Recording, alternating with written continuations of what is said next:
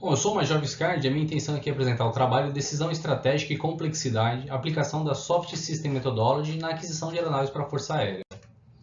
Vou seguir um roteiro para dar uma sequência lógica na apresentação das ideias. Bom, e a contextualização do trabalho ela se dá justamente na parte de defesa.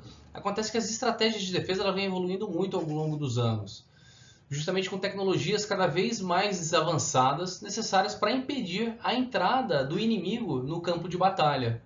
E assim como as demais forças, também é importante que a Força Aérea mire em seu avanço tecnológico. No entanto, as análises para a escolha do melhor equipamento pode ser bastante onerosa, principalmente quando a gente fala em artefatos bélicos, cujos custos de horas de voo de uma aeronave de caça são altíssimos.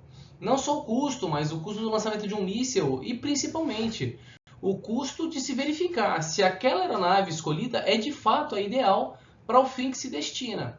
Por conta disso, muitos têm começado a utilizar simuladores para poder fazer essas análises e apoio à decisão. Essa simulação que a Força Aérea também tem adotado. Ela desenvolveu o seu próprio simulador, que é o ASA, o Ambiente de Simulação Espacial, que visa justamente auxiliá-la nesses processos de tomada de decisão. Acontece que, ainda que eu tenha um simulador que me aponte uma direção, nem sempre esse processo de tomada de decisão ele é simples.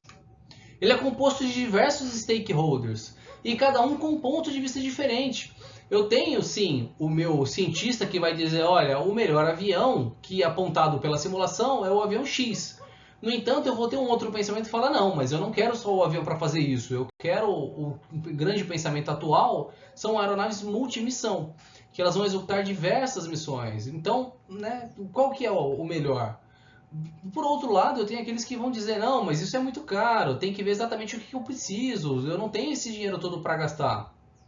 Tem um outro que está preocupado com a logística. Então, poxa, não adianta eu ter avião se eu não tenho a forma como manter esse avião, fazer todo o processo de manutenção. Enfim, ele se apresenta muito mais como uma bagunça do que como um processo concatenado, um processo sistêmico. E é nessa área que surge, então, os métodos de estruturação de problemas, e um deles, a Soft System Methodology. E o objetivo do trabalho é justamente isso, explorar a aplicação da Soft System Methodology no contexto da aquisição de aeronaves de combate, destacando como essa metodologia pode ser utilizada para conciliar diversos interesses dos diferentes stakeholders, podendo contribuir para suportar a Força Aérea Brasileira em uma análise de decisão estratégica mais fundamentada. Bom, a pesquisa operacional ela surge na época da Segunda Guerra Mundial para maximizar o uso de radares, e quando eles percebem a melhoria que esse modelo de matemática traz, eles começam a aplicar em diversos sistemas mesmo depois da guerra, seja na indústria e em outras áreas, para tentar maximizar a eficiência das coisas, por assim dizer. E eles se concentram demais em modelos formais desses algoritmos. Acontece que nem todos os problemas podem se encaixar no modelo matemático, porque nem todos os problemas estão claramente estruturados para que eu possa inseri-los no modelo matemático. Se eu inserir um modelo desestruturado no modelo matemático, ele pode se apresentar extremamente ineficiente. Bom, no final da década de 60, são apresentados então 6 métodos de estruturação de problemas, dentre eles o SSM. Ele se apresenta como um caminho para transformar a desordem em ordem. Ele se destaca em oferecer um planejamento sistêmico para problemas complexos, ajudando a gerar soluções a partir do uso de informações de análise sistêmica, conforme, parafraseando Giorgio. Bom, os modelos mais utilizados são modelos de Chekland, que são apresentados em 7 fases, e o modelo de Giorgio, que são apresentados em 3 fases. Essas 3 fases apresentadas por Giorgio, então é a produção do conhecimento. Ela se divide em análise 1, 2 e 3, onde a análise 1 eu vou verificar quem são os sujeitos que fazem parte desse sistema, qual que é a cultura que eles estão inseridos, o que acontece, a dinâmica sociocultural e qual que é o processo de poder, qual a dinâmica de poder que aqueles sujeitos têm, porque se ele é considerado um sujeito participante daquele processo, ele tem algum poder. Agora, o negócio é mapear qual é o poder dele. Bom, com base nessas informações é montada a parte mais importante da SSM, que é a figura rica. A figura rica ela vai expressar tudo isso, todas essas 3 análises. E é com base nessa figura rica que eu vou estar conseguindo enxergar melhor o problema e, ao enxergar, eu vou verificar quais são as transformações que eu quero fazer. Ao sinalizar as transformações, eu vou pegar e extrair delas, então, o catch-all, que na verdade o catch-all ele é um acrônimo para clientes, que são aqueles que são beneficiados com as transformações, os atores, que são aqueles que de fato fazem a transformação acontecer, T, que são as transformações propriamente dita, Weltanschauung, que é a visão de mundo, ela vem da palavra alemã, Welt, quer dizer visão, Schauen, de mundo, e só que ela é trazida por meio da filosofia. Esse Weltanschauung ele está muito mais ligado a essa parte dessa dinâmica sociocultural, como as pessoas enxergam aquilo, para poder entender como que aquela transformação ela precisa ocorrer. Os owners, que são quem de fato mandam no processo, então são os atores que podem delegar funções, aqueles atores que fazem acontecer, mas que têm um poder maior.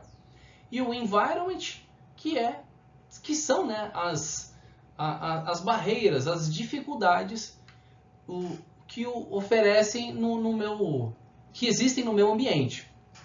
Bom, através desse catch-all, eu vou chegar a uma definição raiz, que ele tem que ser definido como um sistema que é formado pelos clientes, transformado pelos atores, que realizam a transformação T, seguindo uma visão de mundo W, gerida pelos owners e com as dificuldades E, né, os environments, que são as minhas restrições do sistema.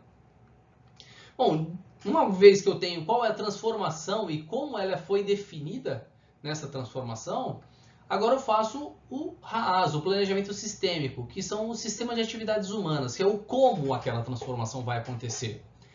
Elencado como cada transformação apontada vai acontecer, eu verifico quais são as ligações que elas têm entre si. Porque as transformações, uma geralmente depende da outra quando não acontecem juntas, quando uma não precisa da outra para poder acontecer depois. E aí sim eu transformo inicialmente o que era uma bagunça numa análise sistêmica, realizado por um modelo sistêmico. E fica muito mais fácil de se entender o que está acontecendo naquele contexto problemático. Bom, a aplicação então desse modelo para a aquisição de aeronaves da Força Aérea. Vamos analisar então a figura rica. Bom, tem-se por um lado os cientistas que estão preocupados em apontar a direção para aquela aeronave que mais se adequa à eficiência do que se pretende.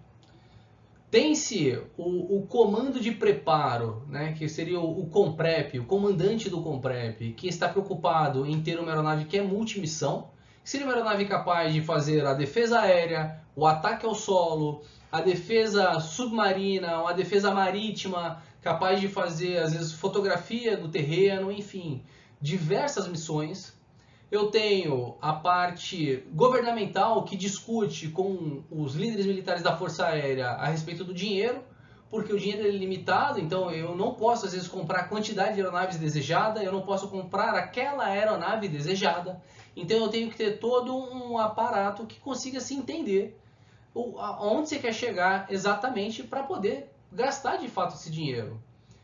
Eu tenho o preocupado com a logística, na figura do comandante do CONGAP, que é o Comando Geral de Apoio, que é a área da Força Aérea que de fato se preocupa com a logística e a manutenção das aeronaves, porque se eu tenho uma aeronave eu tenho que manter ela operando, não basta simplesmente eu ter uma aeronave parada no hangar, ela tem que estar operando para que ela possa me prover aquilo que ela se propõe, seja a defesa ou uma multimissão. E eu tenho aquela dúvida, se um país do tamanho do Brasil, um país de nível continental, eu vou querer então uma aeronave para proteger toda a nação, para proteger a região fronteiriça ou para proteger pontos estratégicos como capital do país, capitais econômicas do país, centros industriais? O que se deseja? E a verdade é que a gente se vê nesse debate, num verdadeiro cabo de guerra, onde cada um quer puxar a corda para o lado da sua ideia, para o lado dos seus ideais, porque cada um defende aquilo que se acredita, mas nem sempre consegue entender o lado do outro. Então a intenção aqui do DCCM é justamente facilitar a comunicação entre as partes de maneira que se possa chegar a um denominador comum. Bom, as mudanças necessárias são declaradas nas transformações, que eu vou deixar para apresentá-las junto com a apresentação do Catchway, já que o Catchway ele tem no seu meio a transformação, só que ela é elencada de uma maneira mais clara na definição raiz.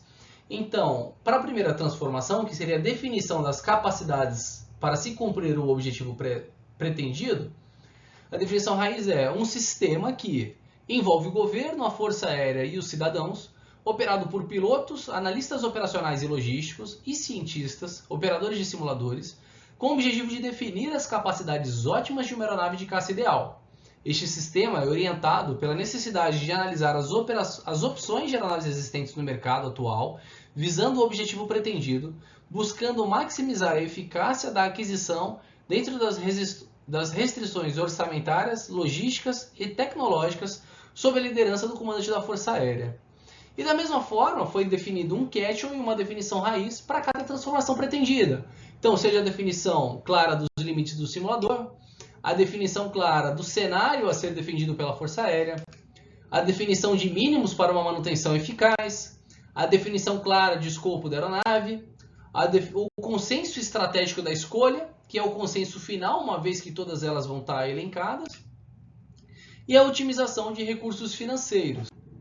Bom, e definidas as transformações, através das definições raízes, eu parto agora para como que elas devem acontecer. Através dos sistemas de atividades humanas. No caso da primeira, pesquisa e desenvolvimento técnico, eu preciso fazer uma pesquisa acerca das aeronaves disponíveis no mercado e aquelas que coincidem com as necessidades operacionais da Força Aérea.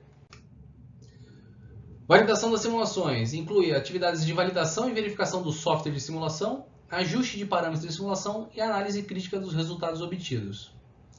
Bom, isso aí visa garantir, os limites claros do que se pretende ter do simulador. Análise de cenário de defesa. É um sistema que abrange atividades de análise de cenário de defesa, consulta com estrategistas militares e decisores políticos, e planejamento de defesa nacional. Envolve determinação de áreas geográficas prioritárias para as defesas aéreas e a avaliação de potenciais ameaças que o Brasil pode sofrer. Gestão logística engloba atividades de gestão logística, incluindo previsão de necessidades de manutenção, gestão de inventário de peças de reposição e coordenação com os fornecedores. Este sistema visa garantir a disponibilidade e eficiência da manutenção das aeronaves. Definição de papéis operacionais. Inclui a definição de papéis operacionais das aeronaves, como ataque, defesa, reconhecimento, enfim. O que de fato, quais são as funções operacionais mais adequadas para as aeronaves dentro do contexto de defesa nacional. Negociação estratégica, um sistema que envolve atividades de negociação, discussão e colaboração entre diferentes departamentos e stakeholders da Força Aérea e do governo. O objetivo aqui é chegar a um consenso estratégico na seleção de aeronaves que satisfaça as diversas necessidades e perspectivas. E a gestão financeira, que é justamente otimizar o uso dos recursos financeiros disponíveis.